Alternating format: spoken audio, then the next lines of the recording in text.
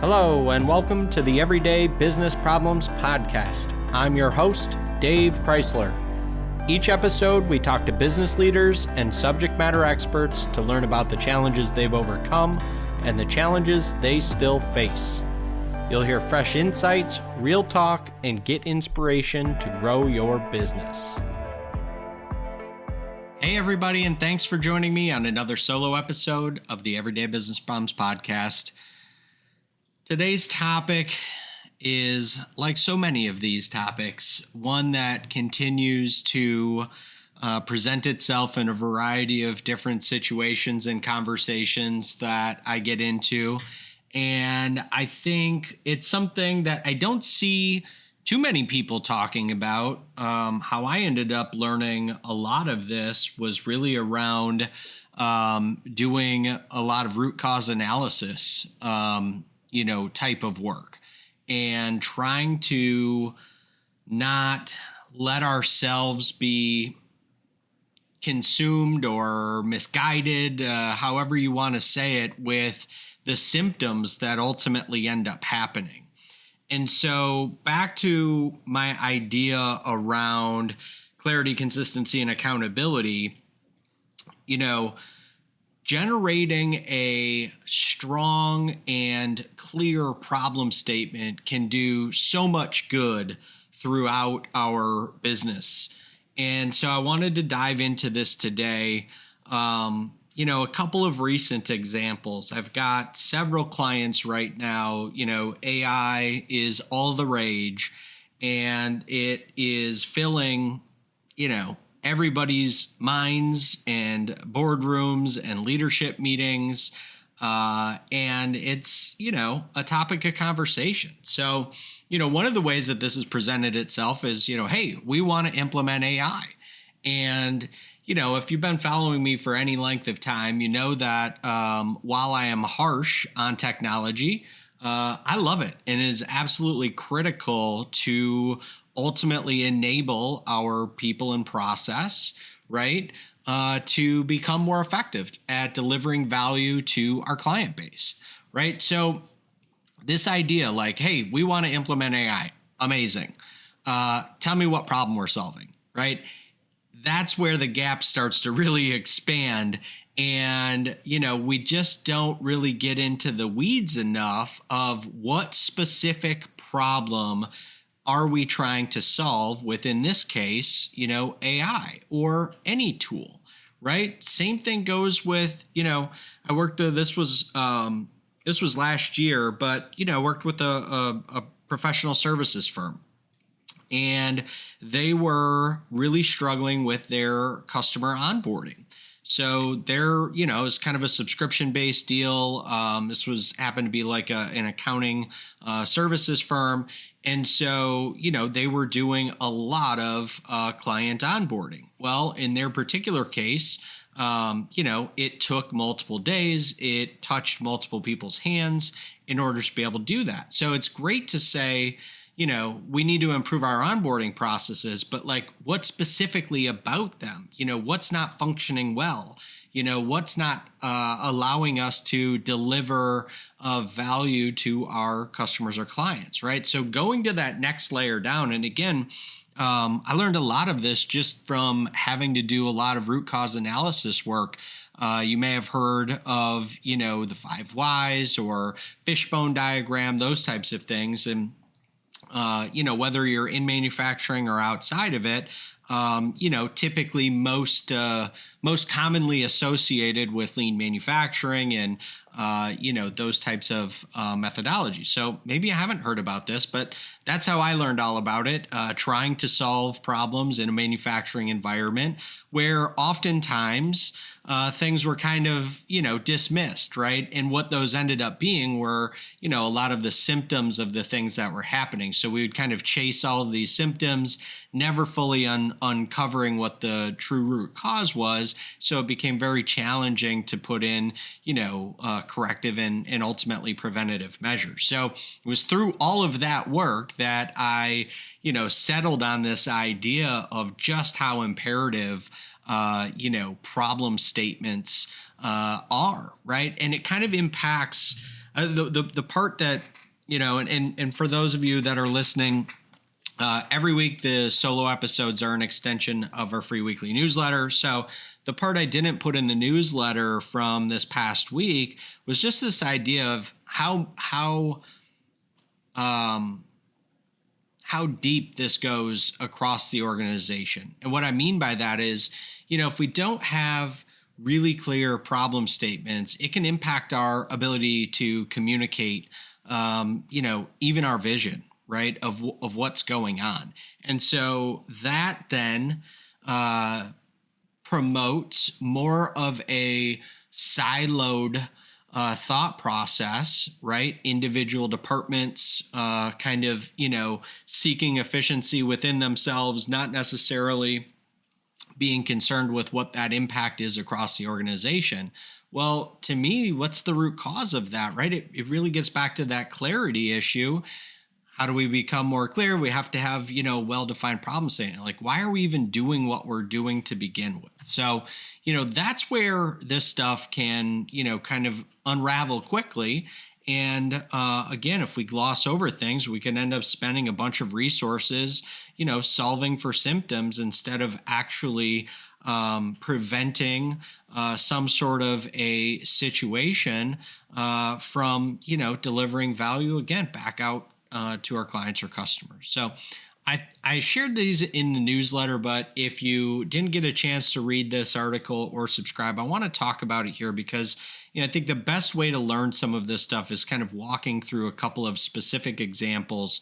What makes a good problem statement, right? A clear problem statement versus what is one that is, probably not weak enough to really move the needle on whatever it is you're trying to do. So the first example I wanted to share is for a custom print manufacturing business.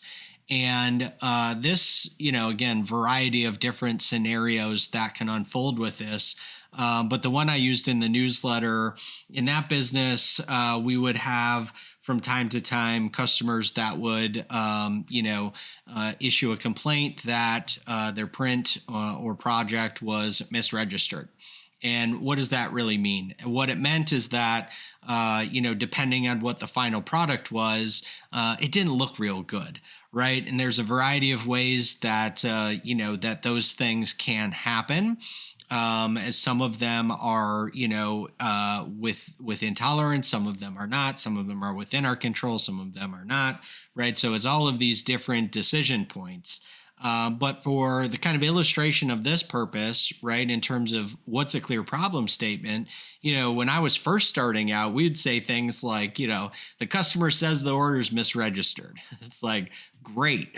What does that mean, right? Like, how much of it was misregistered? Was it intermittent? Was it, a section or a batch within the total production run? We needed some more detail to understand, what were potentially some of the starting points of that misregistration, because it can happen in that business. It can happen in a variety of, starting points, right? Depending on what the final output of this thing looks like. So, again, like weak problem statement, right? Customer says order is misregistered.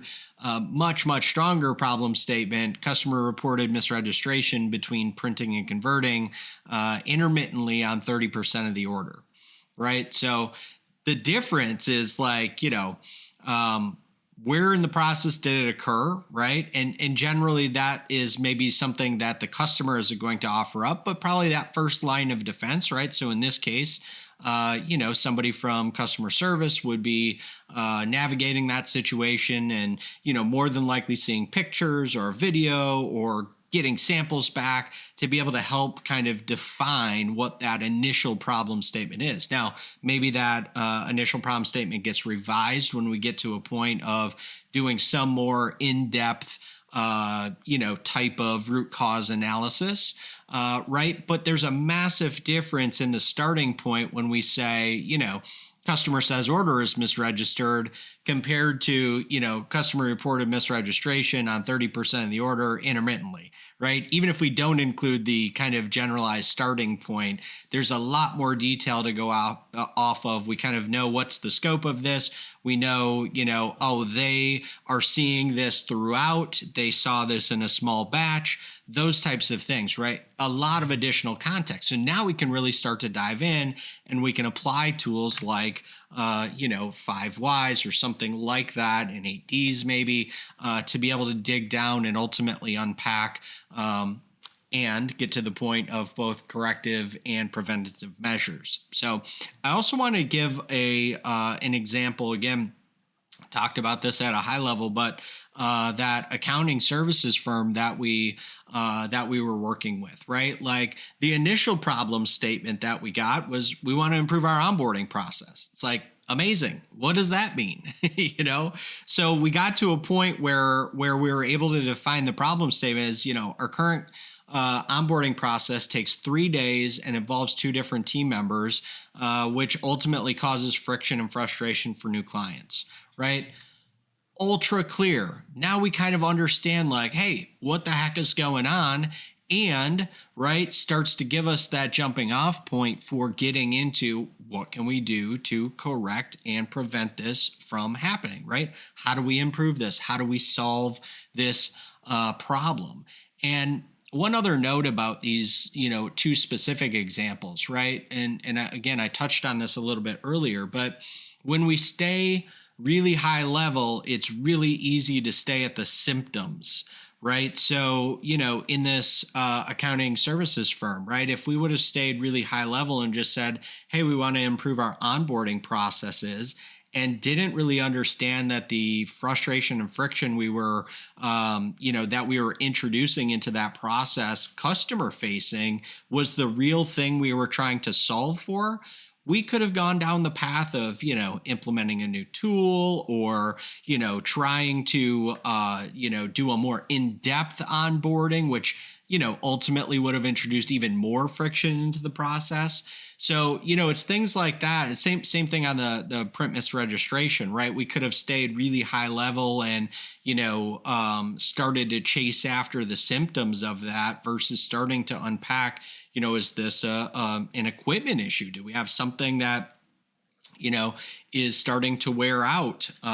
Is this, some other issue that's further upstream that, our current system didn't stop from moving forward, right? So it's all of those details and intricacies that ultimately get us to a point where we start to go to that next layer down and gives us the ability to actually go ahead and solve, for a root cause. So some of the traps that I see in terms of, what happens with, problem statements and what do I end up seeing, right? Talked about number 1 a little bit, but it's just this general, like, too broad, not enough details. It's like, we have a quality problem. It's like, great, what does that mean?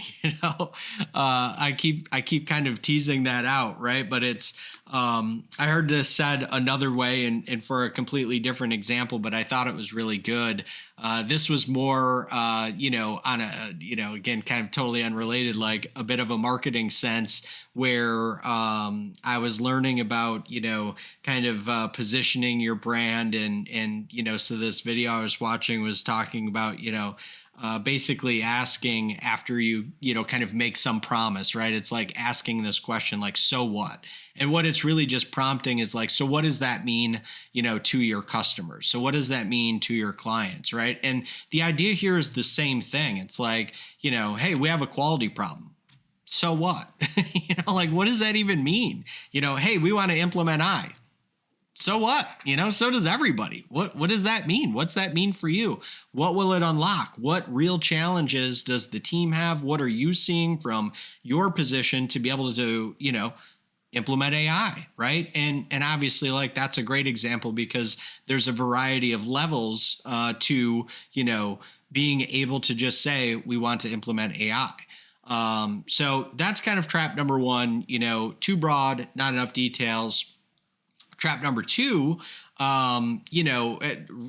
really actually the rest of these shockingly kind of, and there's four of them I kind of call out here, right? But like it's this general idea that we include too much, right? So it's like trap number two is mixing in solutions or potential outcomes, right? It's like kind of predisposing, what we need to do, right? So it's like, our onboarding process takes long and, should be reduced by a day, right? It's like, okay, well, that is ultra specific. But we're not even sure at this point of defining what the problem is, what the potential solutions are, or what the potential outcome is. So it's like, how can we, at this stage, be defining, that we should be reducing it in a day? Maybe we could reduce it, maybe it's 2 days. So let's call that 48 hours. Maybe we can reduce it to 1 hour, one touch point. I don't know. So it's like, if we have the ability to do that based on whatever the actual problem is, why would we limit ourselves to saying like, we've got to, reduce it to 1 day? Because maybe we can do way better than what we initially anticipate. Trap number three, I kind of, set up a little bit, but it's this idea of, again, like pre-diagnosing what the cause is. So it's like we set ourselves on this path of, saying something like department specific, let's say. So I'll go back to the printing example.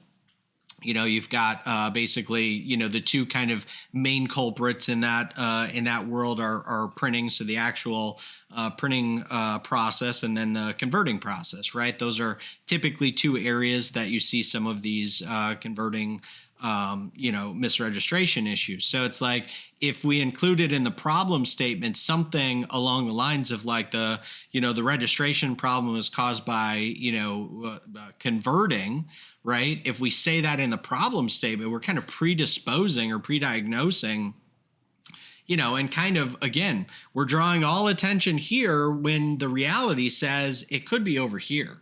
There was a situation, is kind of one of the root cause analysis projects that I'll kind of never forget. It actually happened to be in the print space and around misregistration, but it was really interesting because it was a complex material that was being converted.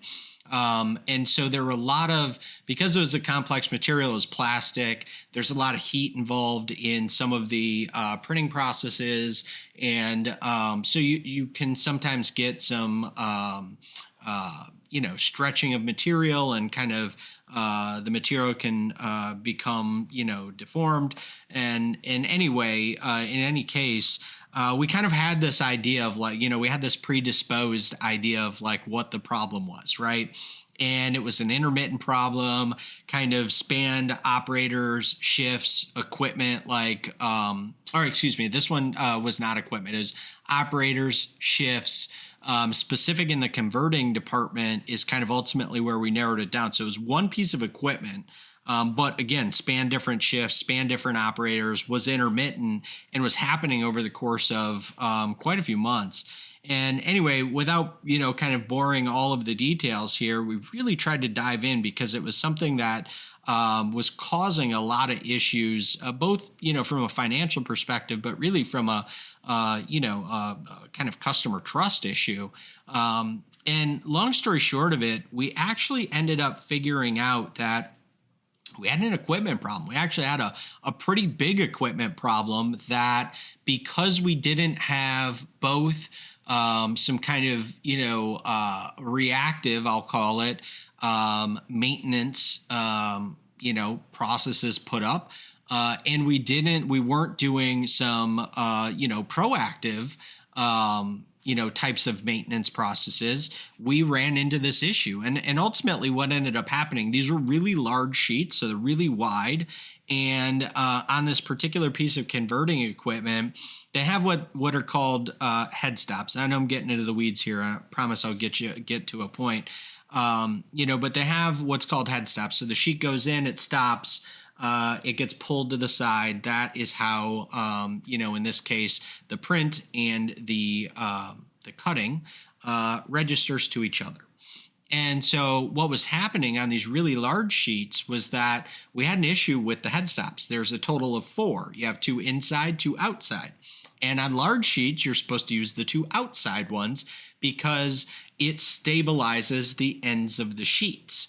Well, wouldn't you know that we weren't wouldn't you know, right? Like the 2 outside head stops on this one piece of equipment were broken. They were no longer functioning. They appeared to be functioning, but they weren't. And so ultimately what was happening was that the 2 inside head stops were being used. So if you can imagine in your mind, you've got, 2, put your fingers up, you've got 2 head stops, right? 2 inside ones, 2 outside ones. You've got a really wide sheet of paper. As they were coming in, they were hitting those 2 inside ones, and the paper would shift ever so slightly in and out, in and out. The faster you went, the more shifting that would happen. So it was really interesting too, because the extra dynamic of, kind of the time of day, the operator, all of this would come into play. And that's why it was so intermittent and really hard to track down.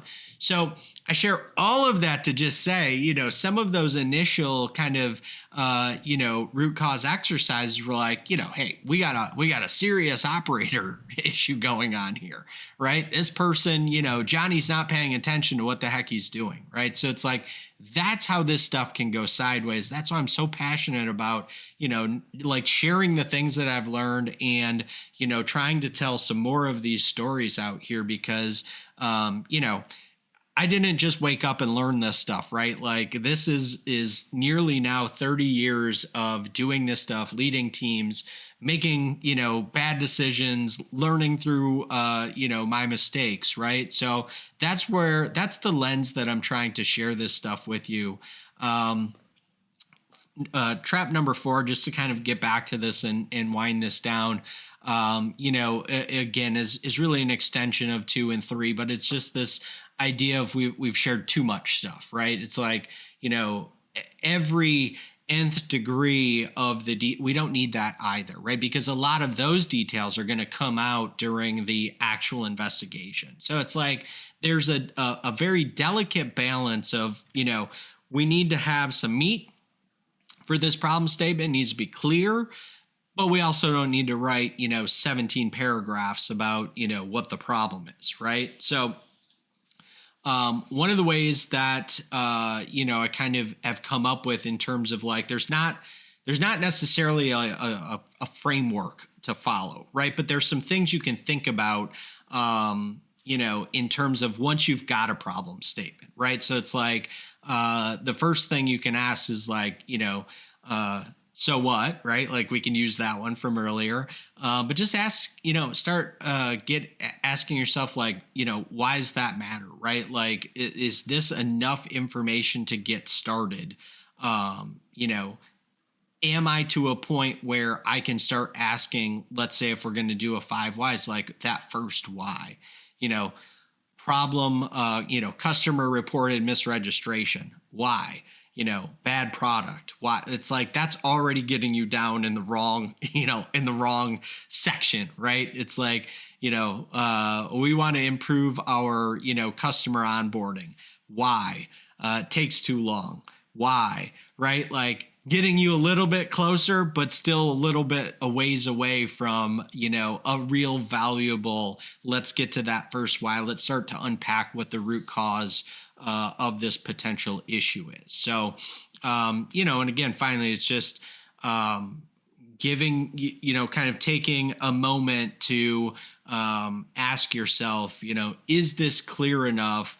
And then the second part that I always love, and I've shared this story before, but it's like how do I know? How do I know that this is clear enough? It's like, okay, is this a good starting point for us to be able to articulate like what's happening, right?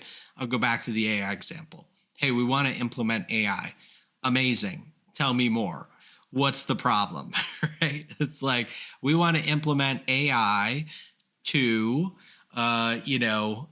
solve this problem that we have with the, following up on estimates. Okay, interesting. It's like, why is that a problem, right? Oh, right. So you start to get to a point, and if you practice this enough, you will be able to very quickly recognize what's a strong problem statement, what's one that probably could be a bit stronger, meaning it's too weak, and one that's ultimately not a problem statement at all, that are these kind of declarations, if you will. Things like, we want to implement AI. We want to improve our, XYZ process. We have a quality issue. We have a productivity issue, right? Those are kind of statements and declarations. Those are not problem statements, nor will they help you or your team really dig in and start to solve the actual root cause that is, creating this opportunity, creating this waste, creating this reduction in value for your customers or clients, right? So that's it for today. Thanks so much for tuning in. As a reminder, every one of our solo episodes is an extension of the free weekly newsletter. Encourage you to go check that out. Free to subscribe, free to unsubscribe if you think it sucks. But happy to have you here. Thanks so much, and catch you on the next episode. Thank you so much for listening today. If we brought you any value, please rate, subscribe, and share our podcast. Also, be sure to connect with us on social media by searching @The Crysler Club. Until next week, I'm your host, Dave Crysler.